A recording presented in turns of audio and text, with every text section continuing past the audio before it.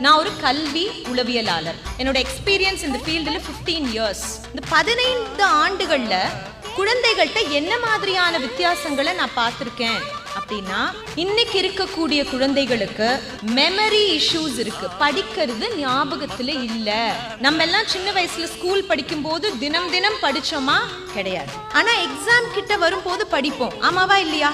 அந்த படிக்கிறது அடுத்த நாள் எக்ஸாம்ல ஞாபகத்துல இருக்கும். ஆனா இன்னைக்கு இருக்கக்கூடிய குழந்தைகளுக்கு மறதி அப்படிங்கிறது ஒரு பெரிய பிரச்சனை. அடுத்தது சோஷியல் ஐசோலேஷன் சொல்லுவோம். தனியாவே இருக்க விருப்பப்படுறாங்க. சொந்தக்காரங்க வீட்டுக்கு வந்தா பிடிக்கல.